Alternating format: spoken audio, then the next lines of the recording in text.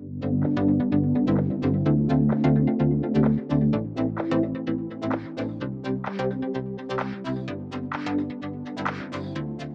tal si buscan conmigo en sus Biblias Mateo capítulo 5, versículos del 7 al 9? Mateo capítulo 5, versículos del 7 al 9. Continuamos con la serie de las bienaventuranzas a la que hemos titulado La vida bendecida. La vida bendecida. Me sentí muy tentado a titularle a esta serie La vida feliz, pero la interpretación que algunos pueden darle en nuestra cultura, la vida feliz, no es precisamente lo que ilustra el pasaje. Existe la idea por ahí que la vida feliz es la vida que llevan personas con baja moral y no es exactamente lo que la Biblia quiere decir con felicidad. Creo que es uno de los puntos en los que hice énfasis la semana pasada, hacer la diferencia entre lo que es bendecida y feliz. Y claro, esa diferencia se hace necesaria cuando entendemos que literalmente la traducción es feliz, pero cuando interpretamos feliz hoy es muy diferente a lo que Jesús quiso decir cuando dijo bendecida, bienaventurados, que se traduce 3 veces feliz. Tiene mucho que ver con el favor de Dios, con el favor de Dios. Cuando Jesús predicó su primer sermón, el Sermón del Monte, lo comenzó precisamente con esto, las bienaventuranzas, y lo he dicho, creo que cada vez que he predicado del tema, hoy lo quiero repetir. Yo espero que para usted signifique tanto como significa para mí, que Jesús haya comenzado su primer sermón, quizás el más importante, sin duda el más conocido, el más famoso, el más popular, que lo haya comenzado 8 veces repitiendo bienaventurados, para mí significa mucho. Por supuesto, Jesús estaba estableciendo que en el reino de los cielos somos felices. Que los creyentes, que los que son realmente hijos de Dios, que los que le hemos dicho al Señor, como decía la canción, te haré espacio en mi corazón, haz lo que quieras, y esa expresión es importante, lo que quieras. Cuando alguien hace lo que quiera contigo, esa persona o ese algo, porque puede ser algo también, se convierte en el Señor de tu vida. Es por eso que hay ídolos que no tienen nombre de dioses. Hay personas, a veces puede ser un cónyuge, a veces puede ser un hijo, a veces puede ser un familiar cercano. Y si esa persona hace lo que quiera con nuestra vida y nuestra vida gira alrededor de él o ella es realmente el Señor en nuestra vida, es un ídolo en nuestra vida. A veces nuestro ego puede ser un ídolo en nuestra vida porque hacemos todo lo que satisfaga el ego. Bueno, cuando le decimos al Señor que Él haga lo que quiera con nuestra vida, es eso lo que le hace en efecto Señor, Rey, Dueño, Amo. Y lo que pertenecemos a Cristo, mire como el apóstol Pablo lo pone, lo describe, pertenecemos a Cristo, los que somos realmente parte del reino. Lo que Jesús estaba diciendo en el Sermón del Monte es que somos realmente los más felices. Quizás las personas miren desde el exterior a su vida y digan, no, él no es o ella no es la persona más feliz que conozco. Y está bien que cualquiera pueda pensar así. La gente puede pensar de usted lo que quieran pensar de usted. Pero qué bueno es saber con absoluta certeza que Jesús, que el Rey de Reyes y Señor de Señores, y que el Padre que está sentado en el trono, el que tiene control absoluto de todo, tiene el criterio de que usted como hijo de Dios, que usted como parte del reino, es una persona muy feliz. Si Él cree que yo soy muy feliz, estoy tranquilo. Amén. Me dispongo a disfrutar la felicidad que Él ha dispuesto para mí y me dispongo a vivir de acuerdo a esa felicidad. De hecho, no ser parte del reino, no servirle al Señor, o mejor dicho, servirle a cualquier otro señor, puede parecer muy feliz, puede parecer muy gratificante, y lo es, en esta vida lo es, puede parecer muy gratificante, Pero les garantizo que cuando miramos a la eternidad y miramos el destino final de una persona que no tiene a Jesús como su Señor, de repente toda felicidad se disipa, se escapa, se pierde, se quema. No existe.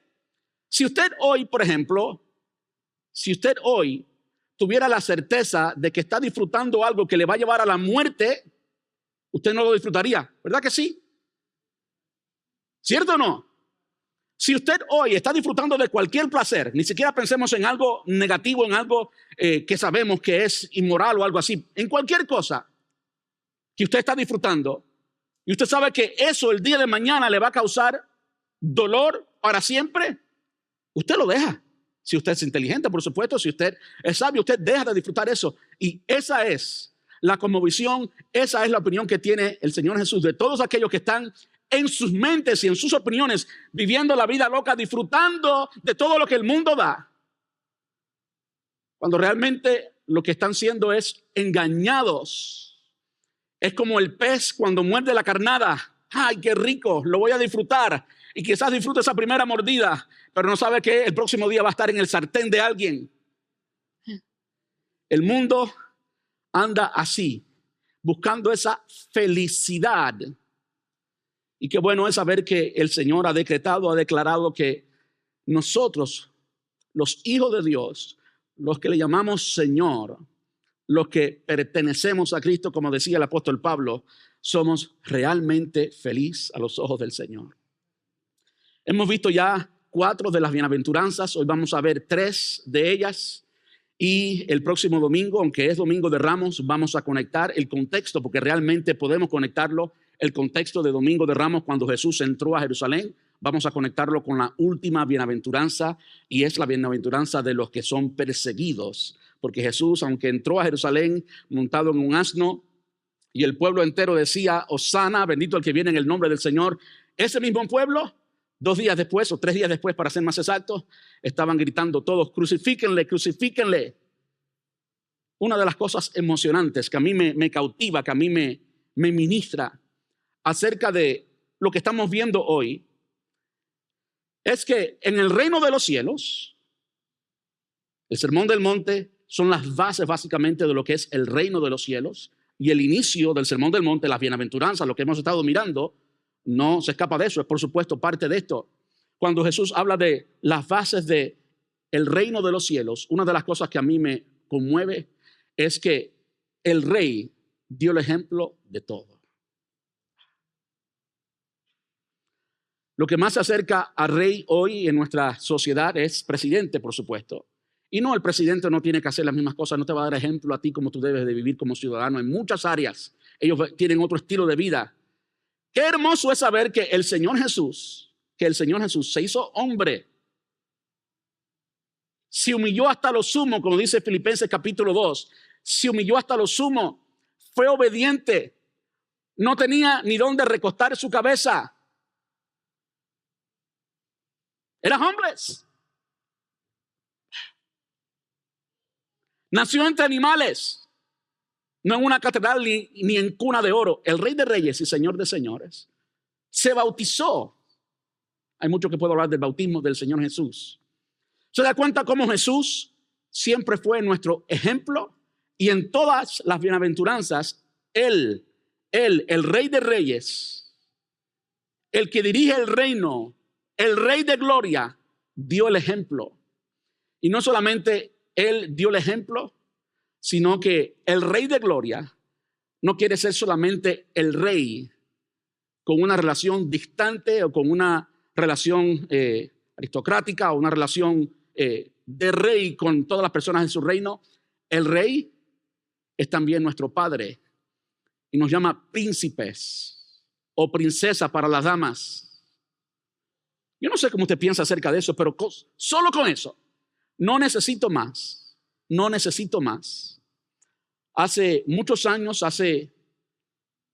quizás unos 14, 15 años, estaba en uno de esos momentos en que estaba en una intimidad con Dios, en un momento muy rico en mi vida, en mi intimidad con Dios.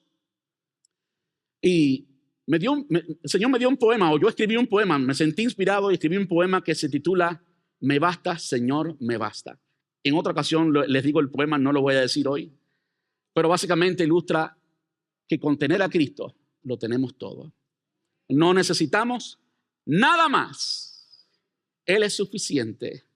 Él llena todo vacío. Todo lo demás son efectos secundarios o beneficios secundarios de lo que es tener a Cristo. El beneficio de tener a Cristo es tener a Cristo y eso es suficiente. Pero vamos a la palabra. Hoy estaremos mirando a tres de las bienaventuranzas que dijo el Señor Jesús. Mateo capítulo 5, versículos del 7 al 9. Dice, Dios bendice a los compasivos porque serán tratados con compasión. Dios bendice a los que tienen corazón puro porque ellos verán a Dios. Dios bendice a los que procuran la paz porque serán llamados hijos de Dios. Hijos de Dios. Una de las cosas que podemos ver claramente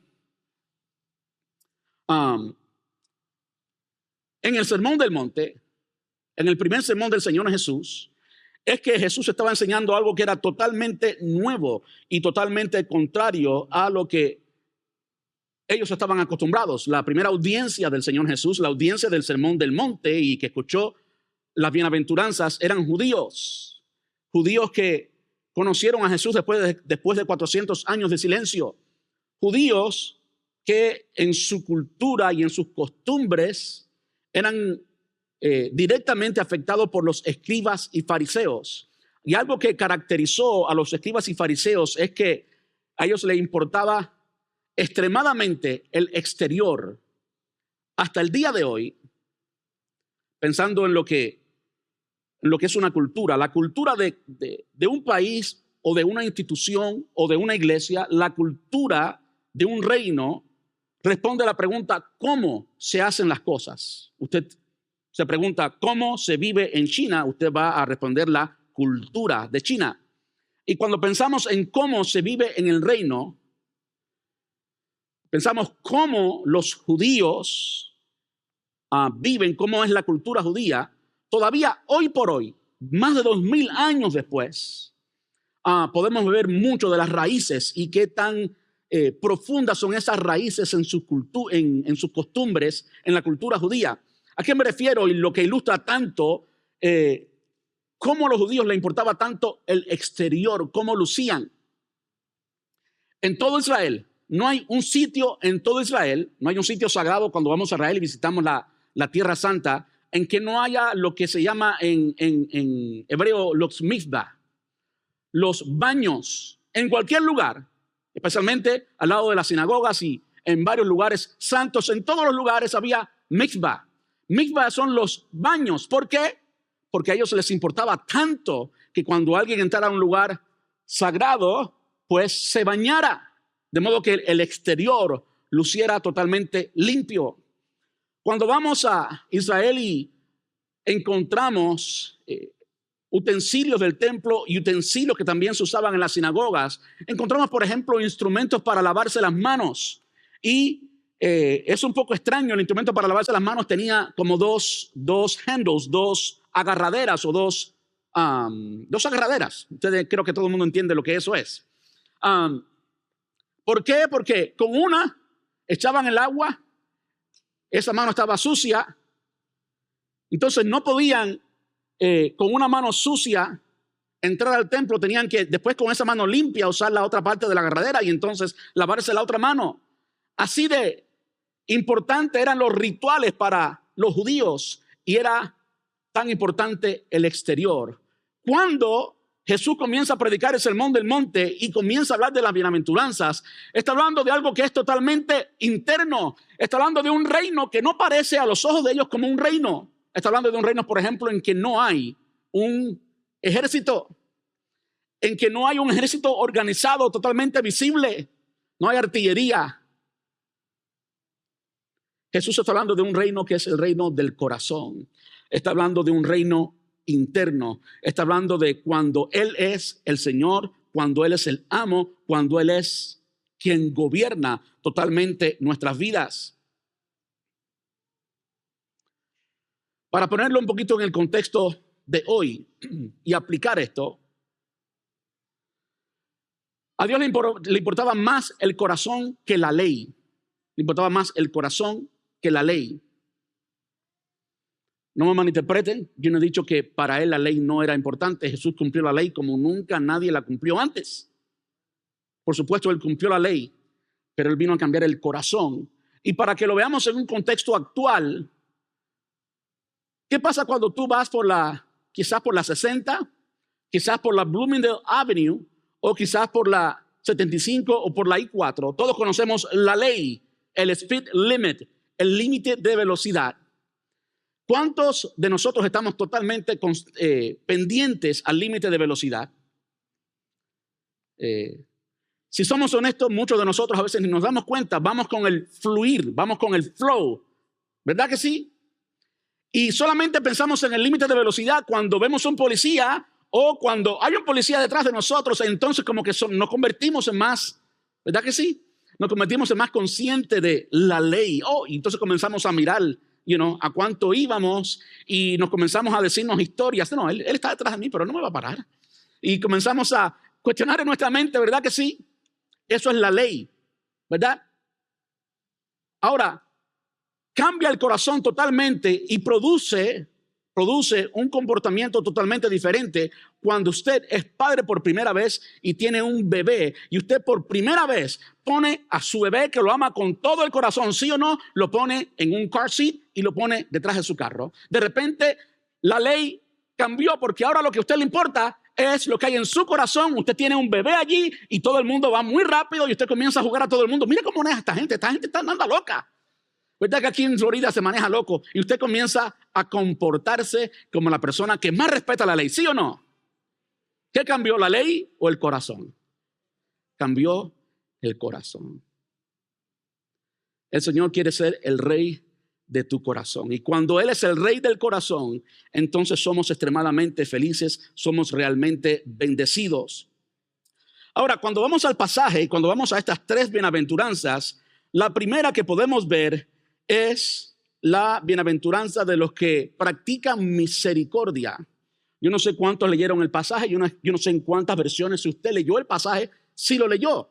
Mateo capítulo 5, versículo 7 nos dice que Dios bendice a los compasivos porque serán tratados con compasión. Eso dice en la Nueva Traducción Viviente. Si usted lee la Reina Valera, va a ver que dice, bienaventurados los misericordiosos, porque serán tratados con misericordia. De modo que naturalmente, si usted es un estudioso de la palabra, como debe serlo, cada uno de nosotros debe serlo, usted se pregunta, bueno, ¿cuál de los dos? ¿Puedo hablar dominicano? Pero ¿es misericordioso o es compasivo o es compasión?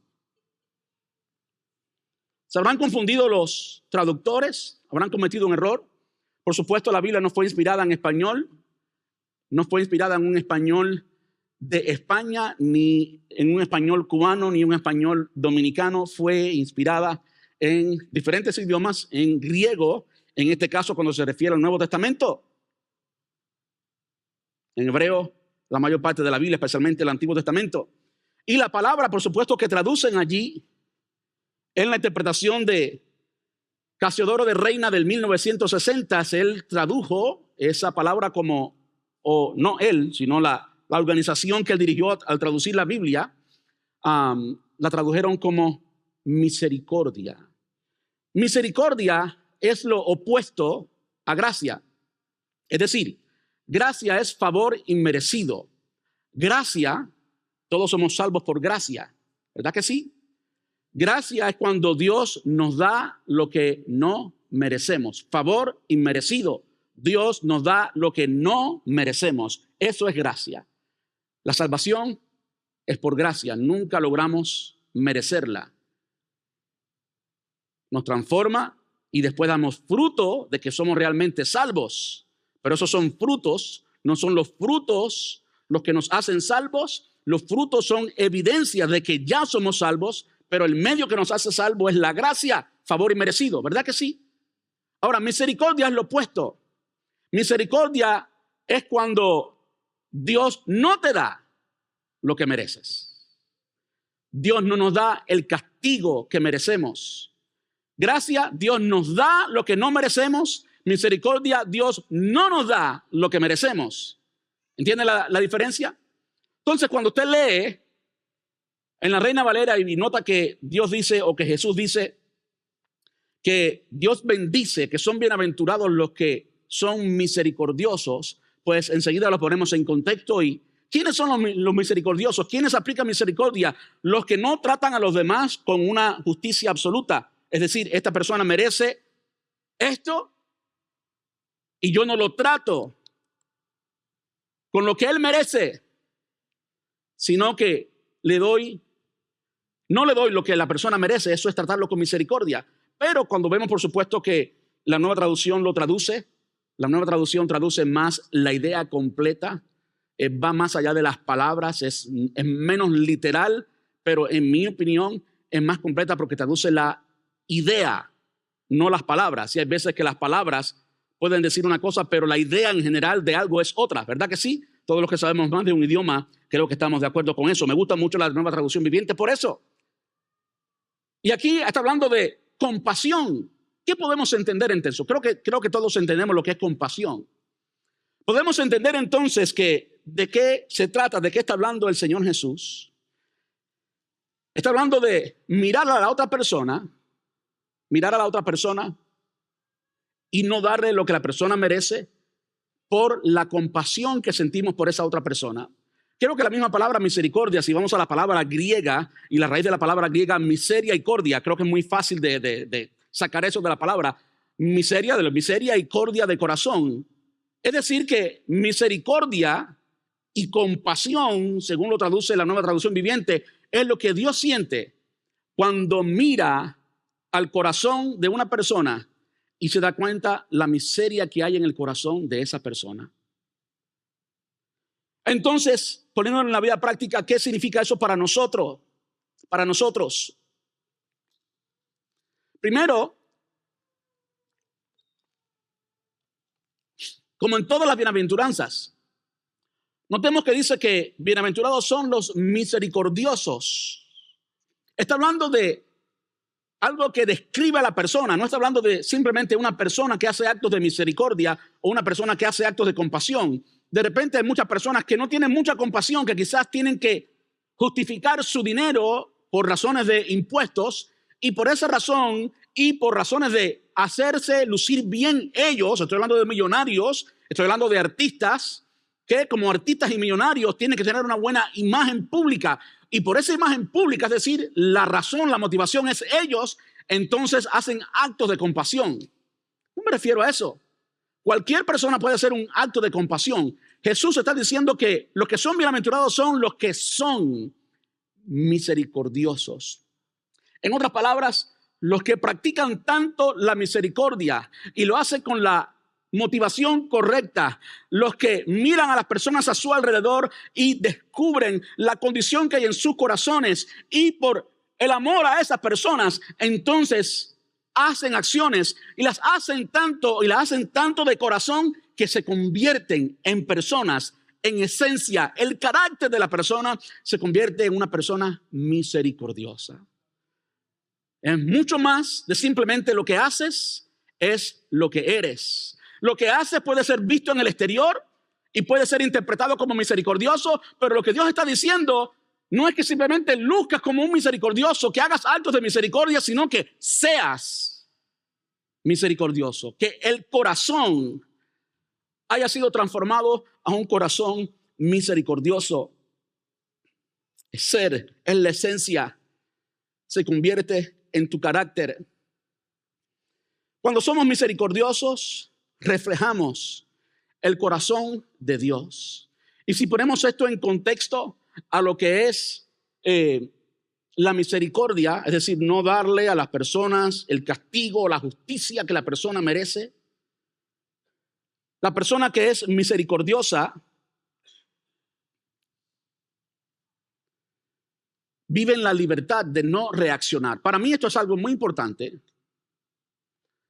Vive en la libertad de no reaccionar. Recordemos que el Señor le está tratando a usted como parte del reino, como un ciudadano del reino de los cielos, como alguien que vive y opera con estándares totalmente superiores a los estándares de donde estamos viviendo. El Señor te está mirando así. Y cuando el Señor te mira así y tú vives en un medio ambiente de personas que no le sirven al rey, de personas que le sirven a otro rey, de personas que no le sirven a Dios, y como no le sirven a Dios, ¿a quién le sirven? A Satanás. Solamente podemos servir a dos señores. No hay un medio en que estamos en el medio, le servimos a uno o al otro. No, podemos servirle solamente a uno de los dos. Y una de las cosas que el mundo tiene que ver, una de las cosas que las personas tienen que realizar es que si no le servimos a Dios, entonces le servimos, aunque no lo hagamos conscientemente, a Satanás, servimos al reino de las tinieblas. Tú y yo vivimos como hijos de la luz, como ciudadanos del reino de los cielos, pero vivimos en un mundo de pecado donde gobiernan las tinieblas. Y cuando vivimos en este mundo y vemos como todo el mundo opera, tú tienes que estar muy consciente de quién tú eres como ciudadano del reino de los cielos, como embajador del reino de los cielos, para no responder a cómo todo el mundo actúa, a cómo todo el mundo se comporta, a cómo todo el mundo vive. Tú y yo vivimos con un estándar mayor, y el estándar es el estándar de Dios. Es la misericordia. No le das a las personas lo que las personas merecen. Tú determinas en tu corazón, por la esencia, por el carácter que tienes, por lo que Dios ha hecho en tu vida, por quien ya eres. Ahora eres un hijo de Dios, y el amor de Dios, dice la palabra, que ha sido vertido en nuestros corazones. El amor de Dios ha sido vertido en nuestros corazones. Tú y yo tenemos el amor de Dios. Tú y yo tenemos ágape.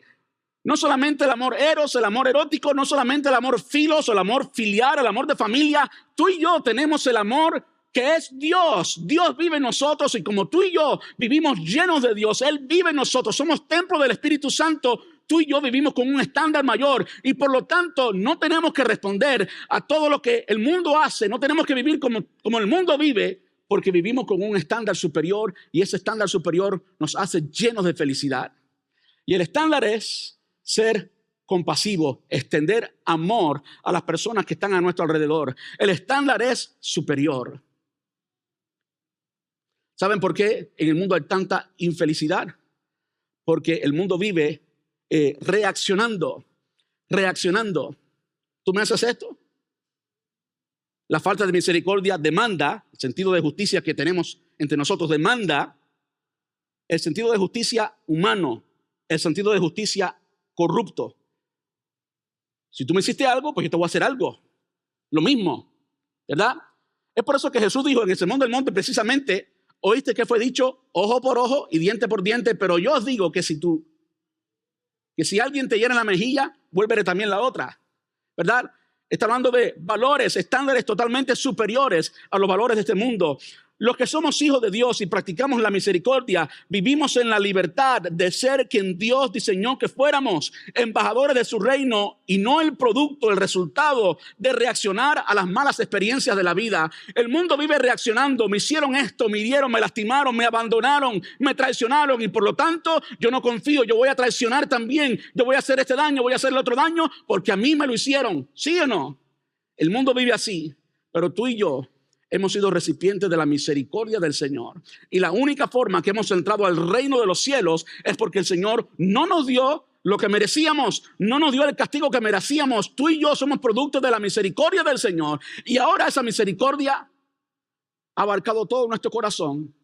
Y no tenemos opción sino ser misericordiosos con los demás. Extender la compasión del Señor hacia los demás. Piensa en esto, no ser misericordioso siendo parte del reino de Dios. No ser misericordioso es ser un hipócrita.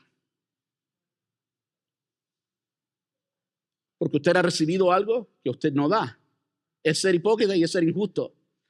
Es vivir y hablar de los valores del reino como esto, y al mismo tiempo no dar lo que hemos recibido, no practicar con otros lo que ha sido practicado con nosotros. Es injusto, es hipocresía. Y el Señor no quiere eso. El Señor quiere que tú y yo podamos vivir de acuerdo a lo que produce felicidad y felicidad completa y real en el reino de los cielos. Cuando pensamos en esto de la misericordia, ¿por qué somos tan felices los misericordiosos? Porque hemos recibido misericordia y, de hecho, en las palabras de Jesús, ¿por qué son felices los misericordiosos? Los que son de carácter de misericordia, porque van a recibir misericordia. Van a continuar recibiendo misericordia. Yo no sé si alguien entre nosotros ha sido perdonado alguna vez. Por supuesto que sí. Si no hubiéramos sido perdonados, no estuviéramos aquí. El hecho de que estamos aquí significa que hemos sido perdonados de todas nuestras culpas. Yo no sé si usted ha hecho algo en contra de un hermano o una hermana, carnalmente estoy hablando. Los que estamos casados, estoy seguro, si usted ha estado casado por algún tiempo y si es imperfecto como yo y como todos los que estamos en este lugar, usted va a cometer errores. ¿En qué libertad uno anda cuando es verdaderamente perdonado? Cuando usted cometió una falla grande y usted la reconoce y verdaderamente es perdonado. ¿No se siente en libertad? Cuando han sido misericordiosos con usted, cuando no le han dado lo que merecía, levantan los cargos, eso es perdón. Si nosotros viviéramos en la libertad del perdón, no tenemos ningún cargo en nuestra contra porque hemos sido perdonados y al mismo tiempo perdonamos a los demás. Eso es ser misericordioso. Cuando perdonamos a los demás, no le estamos dando lo que ellos merecen, ¿sí o no? Perdonar es levantar los cargos, es ir a la corte y decir, ya no tengo cargos en contra de esa persona. Eso es perdonar. Y cuando usted perdona, la persona que realmente disfruta libertad es usted mismo. La persona que no perdona vive eternamente cautivo de su falta de perdón. La otra persona puede andar por la libre haciendo y deshaciendo, no le pesa, pero si usted está siempre demandando justicia y no ha levantado los cargos, usted es quien termina siendo cautivo y no termina en la libertad. El Señor quiere que vivamos en plena libertad. La felicidad o bendición de disfrutar la misericordia y la compasión de Dios. Eso es lo que nos hace totalmente felices. Jesús dijo, con la medida que medid, serán medidos. Dice en Mateo capítulo 7, el final del Sermón del Monte, de hecho, no juzguen a los demás y no serán juzgados, pues serán tratados de la misma forma en que traten a los demás. El criterio que usen para juzgar a otros es el criterio con el que se les juzgará a ustedes. ¿Y por qué te preocupas por la astilla en el ojo de tu amigo cuando tú tienes un tronco en el tuyo? Eso es la aplicación del principio de la misericordia y la compasión. Eso fue exactamente lo que el Señor hizo con nosotros, como dice el apóstol Pablo en la carta a los Filipenses, que el acta de los decretos que estaba en nuestra contra, fue clavada en la cruz y nos hizo totalmente libres, totalmente hijos de Dios. La segunda bienaventuranza que vemos en este pasaje es la pureza de corazón. Dios bendice, dice el versículo 7, Dios bendice, Mateo 5:7, a los que tienen corazón puro, porque ellos verán a Dios. Dios bendice a los que tienen corazón puro, porque ellos verán a Dios. De nuevo, la audiencia le importaba mucho el exterior y aquí Dios le está hablando del interior. Se trata del corazón puro, porque ellos verán a Dios. Nosotros a veces leemos el Nuevo Testamento y a veces no lo interpretamos o no lo digerimos completamente, pero pensemos en los judíos con este tipo de pensamiento que todo era el exterior. Le tomó 10 años a los discípulos del Señor Jesús entender y aceptar que Dios podía alcanzar a cualquier otra cultura. Y el primero que fue alcanzado de otra cultura no judía fue Cornelio. Y el Señor en su gracia, porque el Señor hace lo que quiera, como quiera, cuando Él quiera, en su soberanía y en su gracia, Él escogió a la persona más difícil. En mi opinión, el más difícil de los discípulos fue precisamente Pedro, el apóstol Pedro. Y como Pedro era el más difícil y era racista, pues dijo, no, Pedrito, yo te voy a transformar a ti si yo realmente soy tu Señor. Y lo llevó a casa de Cornelio. Y Dios trató con Pedro después de 10 años de ser cristiano, después de ser el apóstol Pedro. Escucha esto, por favor.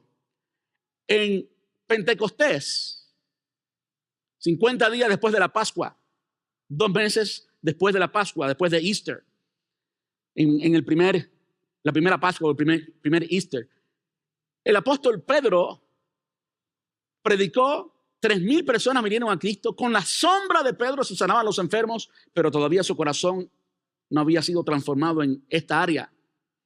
Cuando Pedro llegó donde estaba Cornelio, Dios trató con él. Y una de las cosas que Dios hizo con Pedro es que le mostró un lienzo con todo tipo de animal inmundo. Y el mensaje de ese lienzo era Dios tratando con Pedro, diciéndole que Dios había purificado el corazón de Cornelio, y así entró el evangelio a otra raza. Dios había purificado. Mucho más tarde, el apóstol Juan, vamos a leerlo, Primera de Juan capítulo 3 y versículo 2. Primera de Juan 3, 2. Mire cómo Juan lo dice mucho tiempo después y cómo habla de la pureza del corazón. Queridos amigos, ya somos hijos de Dios, pero Él todavía no nos ha mostrado lo que seremos cuando Cristo venga. Pero sí sabemos que seremos como Él, porque lo veremos tal como Él es. Y todos los que tienen esta gran expectativa se mantendrán puros, así como Él es ¿qué? Como Él es puro. Una de las cosas que Dios le dice a Pedro cuando trata con Pedro y trata con Cornelio, este oficial romano, no judío, es que Dios había purificado el corazón de Cornelio. Y ahora vemos al apóstol Juan hablando de que todos los que conocemos al Señor Jesús hemos sido purificados, que el corazón nuestro ha sido purificado. Tú y yo que le pertenecemos a Cristo, tú y yo que le hemos entregado el corazón al Señor, el Señor ha purificado nuestro corazón. Tú y yo tenemos que venir delante de la presencia de Dios con un corazón puro. Ahora, ¿cómo tú y yo hoy mantenemos ese corazón puro? Ya el Señor nos dio un corazón puro. No hay forma de que podamos entrar en la presencia de Dios si no tenemos un corazón puro. Él nos purificó. ¿Cómo mantenemos esa pureza en el corazón? Yo le voy a decir cómo. Es entrando en la presencia del Rey. Es simplemente tratando con el Rey. Es en nuestra relación con el Rey. Dime con quién andas y te diré quién eres, dice un dicho popular, ¿verdad que sí? Si estamos suficiente tiempo con el Señor, que tiene un corazón puro, eso va a purificar nuestro corazón. Y no va a haber rencor, y no va a haber ira, y no va a haber falta de perdón, y no va a haber orgullo, no va a haber mentira que pueda vivir y que pueda dominar tu corazón si tú dedicas tiempo en la presencia de Dios, tiempo en oración, tiempo en intimidad con Dios, La relación que tenemos con el Señor es la que nos hace puros. El Señor Jesús en una ocasión, cuando estaban en el aposento alto, precisamente en Semana Santa, en el aposento alto estaba allí con los discípulos cuando celebramos la cena del Señor. Y el Señor le lavó los pies a los discípulos. Y cuando llegó donde estaba Pedro dijo, Señor, jamás me lavarás los pies. ¿Cómo tú me vas a lavar los pies a mí? Y el Señor le dijo, si no te lavo los pies, no tendrás parte conmigo. Pedro, como impulsivo, finalmente dijo, bueno, pues entonces báñame completo. Eso le dice, no. Solo los pies. solo los pies. Porque el que anda, en aquel entonces, por supuesto, no habían baños como los tenemos. La higiene no es como la higiene que disfrutamos hoy. Por eso que para los judíos era tan importante el exterior y demás. Y lavarse los pies. Hasta Jesús estaba lavando los pies a los discípulos. La idea es que cuando alguien anda en el camino, Jesús le dice a los discípulos, le dice a Pedro en esta ocasión, que cuando alguien anda, pues se ensucia los pies y por eso se lava los pies, ¿verdad que sí? En nuestra vida andamos por este mundo gobernado por pecado y es muy fácil que nuestro corazón se contamine. Alguien nos traiciona, ¿qué trae eso a tu corazón? Alguien nos hiere, ¿qué trae eso a tu corazón? El mundo vive de esta manera, una manera totalmente diferente a como Dios quiere, y esto trae un montón de impurezas al corazón. Tenemos que venir todavía nosotros hoy a la presencia del Señor y dejar que el Señor Jesús no solamente lave nuestros pies, sino que lave nuestro corazón, para entonces podamos tener un corazón puro.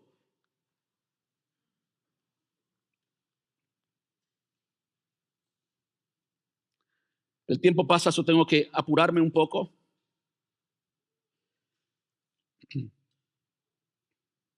Dios bendice a los que tienen corazón puro, porque ellos verán a Dios. Ellos verán a Dios. ¿Cuántos quieren ver al Señor Jesús? Tenemos que mantener un corazón puro.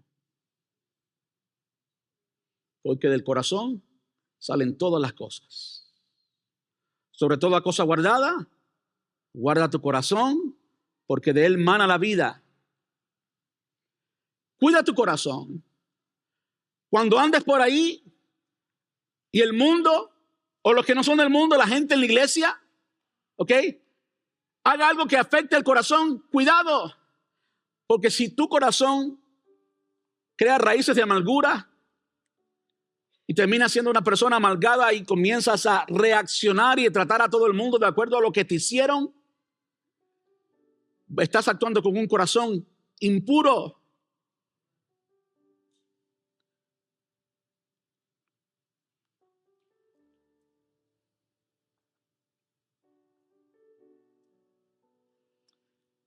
Dios quiere que tengamos un corazón puro, porque solamente un corazón puro puede traer la gloria del Señor, no solamente a nuestra vida, sino a nuestro alrededor. Una de las cosas que he notado en las bienaventuranzas, la primera es por supuesto cuando Jesús dijo, bienaventurados los pobres en espíritu, los que reconocen su necesidad de Dios. Y desde ahí en adelante va escalando, va subiendo, y una conlleva a la otra. Estamos llegando casi a la punta de la escalera. Una conlleva a la otra. Un corazón puro es importante, y una de las cosas que he notado es que en esta ocasión Jesús está hablando de bienaventuranzas y cosas que deben describir nuestro corazón en un carácter misional. En un carácter misional. Nos está tratando como agentes de misericordia, agentes de pureza del corazón, porque en el mundo en que vivimos, la gente no tiene un corazón puro, porque la gente miente muy fácilmente. Es simplemente como se vive en el mundo. Todo es pura mentira. Es normal mentir, es normal ser infiel, es normal hacer las cosas que el mundo normalmente hace. Pero tú y yo tenemos que tener un corazón puro, porque allí habita Jesús, y entonces podemos contagiar al mundo con la luz de Jesús. Tenemos que enseñarle al mundo cómo es que se vive en el reino de los cielos. Tenemos que enseñar al mundo que nosotros tenemos que vivir de una forma diferente, con pureza de corazón, con misericordia, no con lo opuesto. La última, la tercera, es los pacificadores, buscar la paz y la reconciliación. Son marcas de verdadero discipulado. Dice, Dios bendice a los que procuran la paz, porque serán llamados hijos de Dios. Con el tiempo ha pasado tan rápido, diré solamente 2 puntos de otros que tenía.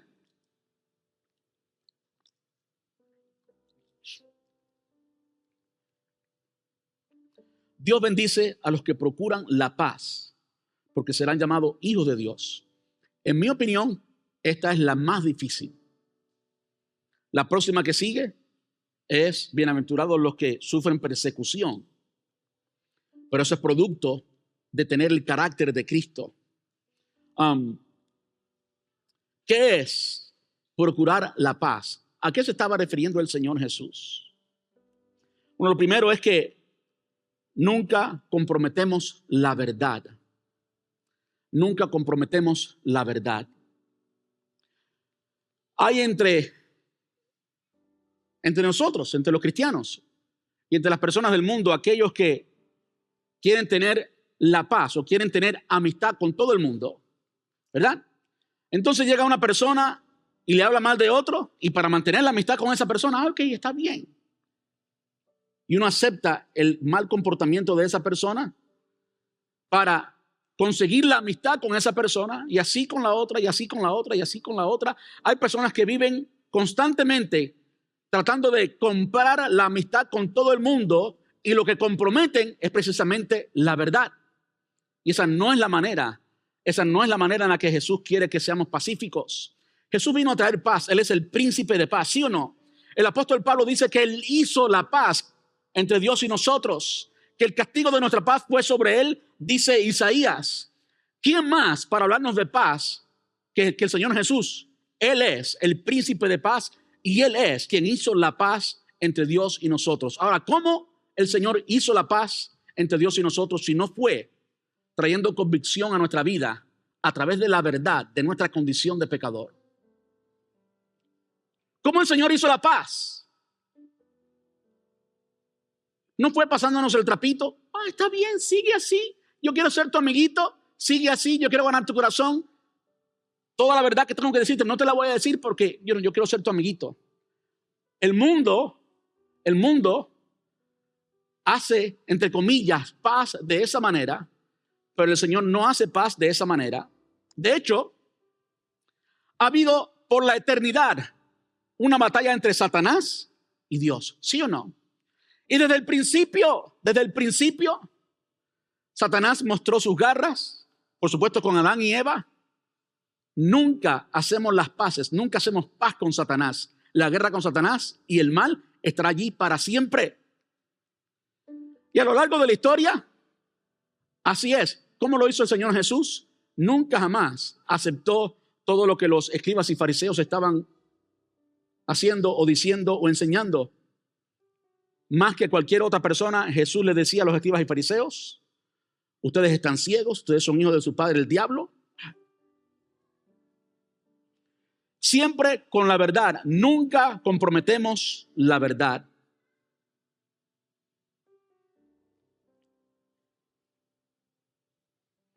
Nunca compramos la paz con otra persona por comprometiendo la verdad y no diciéndole la verdad.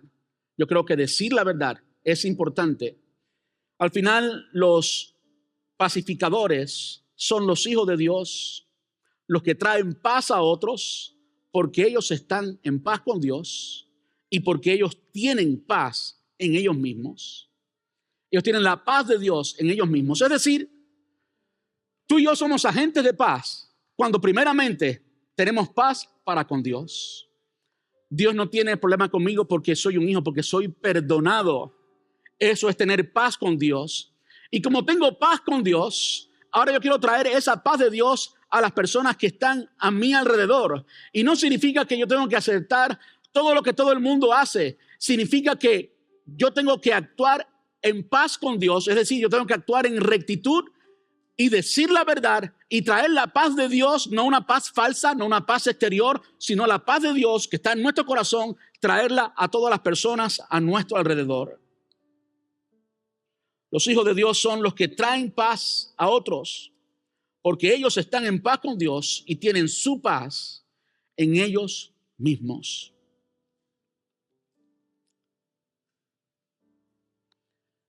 Este es el más difícil porque tiene mucho que ver con la integridad. Tiene mucho que ver con la integridad. Paz interior. ¿Cómo podemos traer paz interior a otra persona si no tenemos paz interior? ¿Cómo podemos traer paz a una persona si nosotros no estamos en paz con Dios. Usted no puede hacer las cosas incorrectamente. Usted no puede violar la ley de Dios y al mismo tiempo tener paz con Dios. No puede, simplemente no puede. El Espíritu Santo que habita en nosotros nos trae convicción. Y hasta que usted no se arrepiente y usted está en paz con Dios, entonces usted puede vivir en paz y usted puede transmitir esa paz. Esa es la paz que Jesús quiere que traigamos a las personas a nuestro alrededor. La paz de Dios que habita en nuestros corazones. La paz de estar en paz con Él y entonces poder pasar eso a otras personas.